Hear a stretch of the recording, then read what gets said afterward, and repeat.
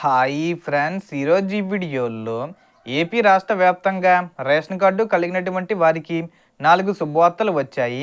ఈ శుభవార్తలు ఏ తేదీన ప్రారంభమవుతాయి, అర్హతలు ఏంటి, రూల్స్ ఏంటి, సో దానికి సంబంధించిన పూర్తి ఇన్ఫర్మేషన్ ఈ వీడియోలో తెలుసుకుందాం.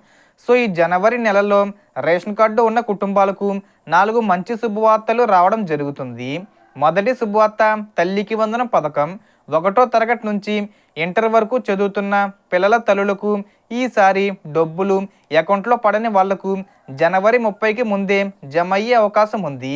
ఎవరికి పడుతుందంటే పిల్లల చదువు కొనసాగుతూ ఉండాలి.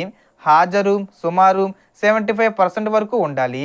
పిల్లల వివరాలు ఆధారు, బ్యాంక్ ఖాతా, తల్లి ఆధారు, రేషన్ కార్డు సరిగ్గా లింకే ఉండాలి.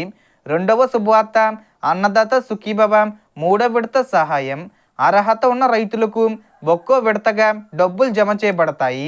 భూ రికార్డులు రైతు పేరుతో ఉండాలి. బ్యాంక్ ఖాతా ఆధార్తో లింక్ అయి ఉండాలి. డూప్లికేట్ క్లెయిమ్స్ లేకపోవాలి. ఇది కూడా జనవరి 30కి ముందు ఏదో ఒక తేదీన వచ్చే అవకాశం ఉంది.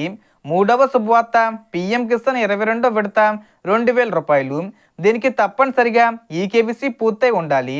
బ్యాంకు ఆధార్ సీడింగ్ ఉండాలి. భూమి రైతు పేరుతో నమోదై ఉండాలి. ఈ విడత కూడా జనవరి చివరిలో వచ్చే అవకాశం ఉంది. 4వ శుభవార్త ఆడబిడ్డ నిధి పథకం. ఈ పథకంలో సంవత్సరానికి 18,000 రూపాయలు అంటే నెలకు సగటున 1,500 రూపాయల సహాయం ప్రకటించారు. ఇది ప్రతి నెల విడివిడిగా కాకుండా ఒకేసారి మొత్తంగా 18,000 రూపాయలు విడుదల చేసే అవకాశం ఉందని సమాచారం వస్తుంది. సో మనకు ఎవరికైతే ఈ పథకాలు రావాలనుకుంటున్నారో వారు తప్పనిసరిగా Aadhaar, eKYC, bank link, ration card వివరాలు సరి చూసుకోవాలి. ఏ పథకానికి అర్హత లేకపోతే పడదు.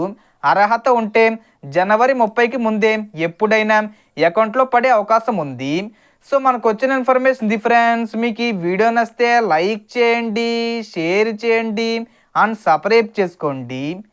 Thanks for watching.